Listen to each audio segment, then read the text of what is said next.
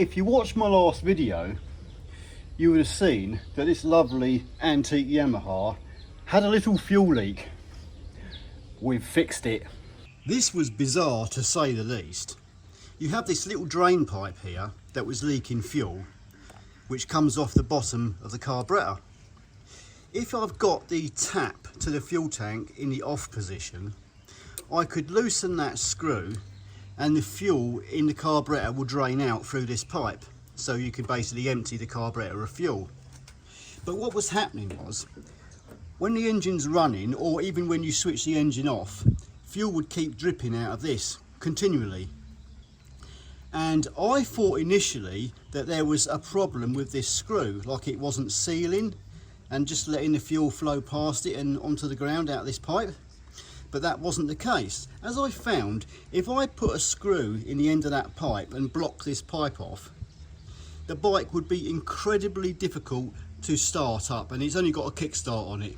It really was. You'd have to kick it over about 30 times before it fired up. So I looked online to see if anybody else had had this similar problem of fuel leaking out of this pipe. And what I basically read up was, it could be a number of things. One, it could be a problem with the float in there, leaking fuel into the float and causing a wrong level. It could be the needle jet, which could be worn or dirty, or basically just filth and dirt inside the carburetor. And I thought, okay, well, for me to take that carburetor up, I'm going to have to go and buy some tools. So I thought what I'll do is, I'll nip down to the actual shop, because for anybody who has spent any time in the Philippines, well, at least here in Mindanao, you will have noticed that everywhere you go, there are 1,001 makeshift shops all over the place of people fixing motorcycles. There are literally millions and millions of motorcycles. Nearly every man and his dog in this massive island of Mindanao rides a motorcycle. So you can understand that there are many mechanics out here who know these bikes. And I thought to myself, let me just go down to one of these shops and just ask the guy, does he know what's wrong? They're doing this every day. I go to the first shop I go to, he looks at it and he goes, dirt in carburetor. I said, can you fix it? He goes, yes. And here's the problem. In order for me to remove that carburetor and take it to pieces, I would need the tools to do that, which I don't have. I'm very limited for tools that I actually own here. I would also need an airline to blow the carburetor out, and probably the diagram of the carburetor to make any adjustments I need to make to get it all preliminary set up as it should be. But I went to the cafe and had a glass of Coke and a plate of chips instead, while the guy done the work. He removed the carburetor, he took it to pieces, he blew it all out, put it back together, and when I come back, the bike was running perfectly. Every time he kicked it over with a kickstart, first time it fires up. It's idling now better than it's been since I've had the bike, that's for sure, because it did have an idling problem. It would tick over really lumpy and then it would cut out. So it weren't great to start with. And he just said, yep, there was dirt in the carburetor, it's all sorted out fine now. It's brilliant, it's done. And I said, how much do I owe you? And 50 pesos, 50 pesos. That is 67 pence in British money. This is the problem out here, because there's that much supply. I can't physically do this job. It's cheaper for me to actually pay somebody to do the job for me than to buy the equipment I need to do the job myself. I know it's more of a, you know, doing it yourself is that kind of satisfaction. I do like doing that, but when it literally gets to the point where they can do it in a quarter of the time it's going to take me to do it, and it's going to work out a damn sight cheaper, I might as well just go with it. However, apart from that, there are a few other things I would actually like to get done. I did fit the mirrors, which were 140 pesos. Now I've worked out that the driver's side mirror, you have to do it anti-clockwise to screw it in. indicators. It's got the switch, and this bike did used to have indicators, but somebody has stolen them. They've long gone. So I'm going to go down this shop again, and they reckon they can replace all these indicators and wire them up for me. And once again, it's going to be cheaper for them to just do it than me to actually go out and buy the parts. Also, oh, I'm on the wrong side of the bike. This brake light switch for the pedal here for the rear brake is faulty. That is seized up. I've had a look at it. I can't do nothing with it. So they're going to replace that brake light switch, get that working. And last but least, the dog bit, that's the dog's fault. So I'm going to see if they can just give me another seat. So that's it. We shall drop this down at the shop and see if they can fix it and how much it's all going to cost. What they're thinking? I don't know, probably they've had a hard day's work in the field or something like that. And then would I pay the bills after this?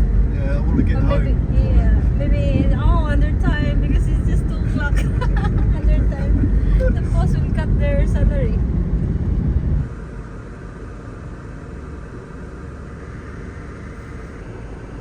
We're at the motorbike shop, and the bike, I believe, is ready. Where the dog bit it, it's all been patched up. We buy the stand, the black one, to spray this one. Indicators, yay! Woohoo! We got indicators.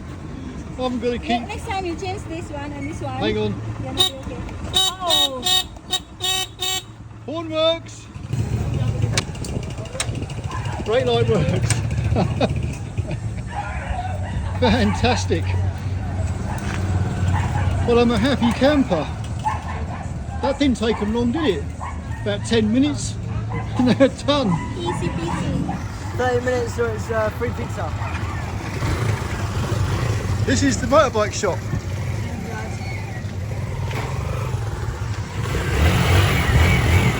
See you later.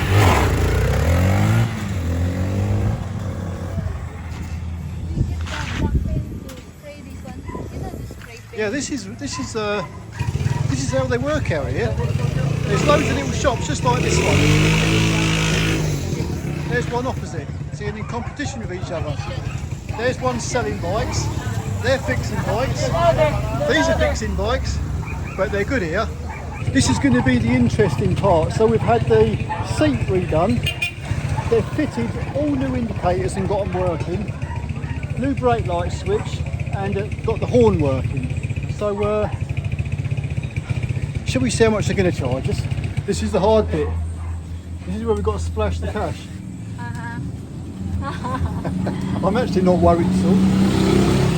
Whatever price they say, I'm going to be surprised. No, I'm not going to be surprised. 1,750. Uncharged, 1,700 including the charge. 1,700, which is not much. £20. It's nothing. It's like for what the work that's been done on that bike. If that was done back in England, I would have to remortgage my house to pay for it. Oh, come on. So there's one. We're going to give a tip because that is dirt cheap. There's two. Ang sukli sa inyong worker. No. No. Pay the tip. Okay. Happy daw na sa worker. You do a good job here. Naamoy ka tong black. Siggy. You've got to say siggy out. Siggy. Yes. She will give you a free for this, spray that part, the rest okay. part, you see? Okay, spray the bike. See, look, we've got a freebie now. That's This is my favourite motorcycle shop. Whenever I have a bike problem, I will come here. They will fix it. In the time it takes me to go and get a sandwich and come back, it's done. yeah. Let's do it. Looks brand new again. Oh yeah, hell yeah. Vintage motorcycle Yamaha 110. Oh, one stroke. One kick and it's fired up. You drive a bit over.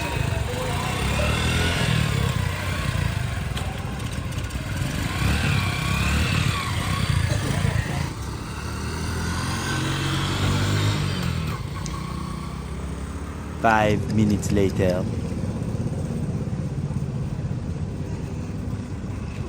You know, we bought Tyler's Kawasaki 150 back in March. It's now September and we still haven't received the registration plate.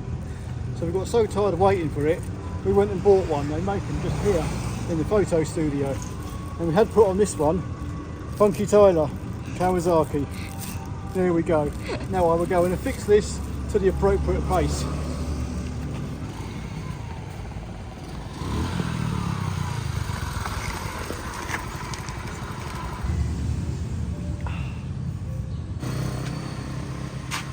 Okay, I'll have a more impressive engagement now, one that doesn't actually involve riding a motorcycle, because I'll probably never get there.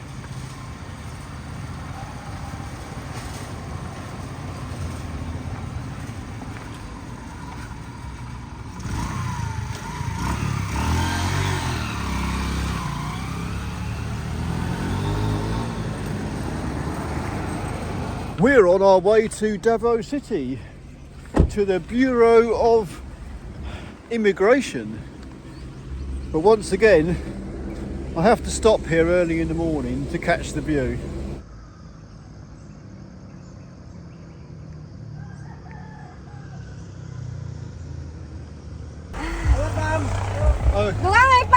Ken's handing out the bribes. Thank What gun have we got? M16. Is it? Is that M16 or Galil? No, not that. M16 dah. M16, right? Okay.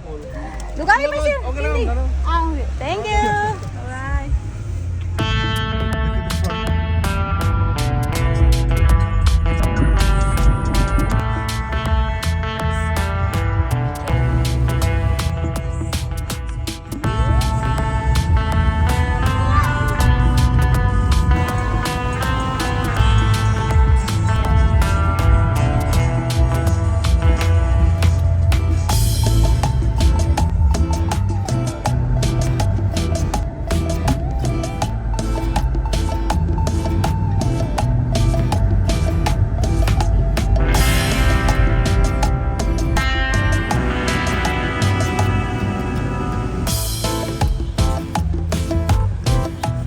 Well, due to people abusing their visas, the immigration system here in the Philippines has been toughened up a little bit. But I told them straight, I'm here to drink Red Horse and chase wild women. They gave me my green card. Anyway, shall we crack on?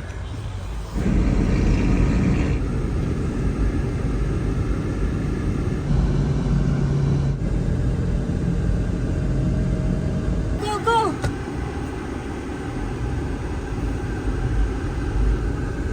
I like it.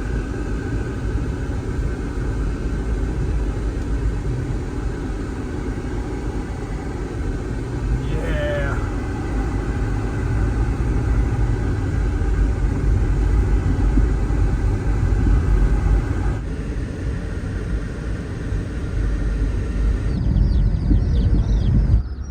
Near side inner tyre. It's completely bald.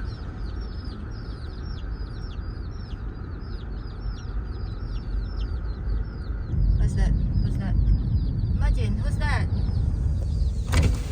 Oh, the barrier's been hit. Yeah. So what's that? Truck, right?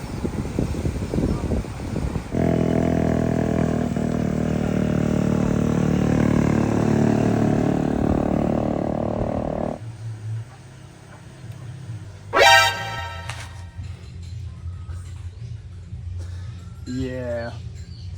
There's been all this talk over here about the Philippine immigration system has been toughened up and all these Joes, expats, and they're all going to get deported and oh my God, the world's coming to an end. I thought to myself, what a load of bollocks. I'll go down to the immigration system myself and I will find out. And I had to update my visa anyway. So I've gone down there and I've walked in and the only thing they said to me was, yeah, the form you're trying to hand in has now been updated. So they gave me a different form. I thought, well, I ain't filling it out here. So I took it down to the Chow King and had breakfast there, filled it out down there. And the only difference on this form that I had to fill out was where you previously had a checkbox to tick your purpose for being here, like pleasure, business, etc. Now you have to write that out in full. So I just wrote out purpose for being here, pleasure, handed it back in. Yes sir, you just pay your fee over there at the cash counter, and that was it. I walked out, no problems whatsoever. I wasn't asked anything. I think it comes down to, if you've got something to hide, then maybe you should be a little bit worried. But as I haven't got nothing to hide, there was no problem. So that was that. The only thing I will say about the Philippines is I know that when I have to leave this country, I've got to fill out a exit form, which is going to cost me 2,800 pesos. So this is the only country I know you actually have to pay to leave, unlike the UK. Just saying. So anyway, that's it. That's my day over. The only thing that is annoying me though, my lovely Yamaha, I looked online to find out if there's any reviews in it. I just wanted to read someone else's perspective of this bike, and I know this is only really designed for the Japanese market, Southeast Asia and all that, but there really isn't much information on it at all. So I'm kind of disappointed there. Mind you, this is 2010, so it's like 14 years old now, but I shall go out for a ride later on it anyway. I love this old Bessie. Anyway, that's it. Video over. So, till the next time, have a good one out there, and see ya.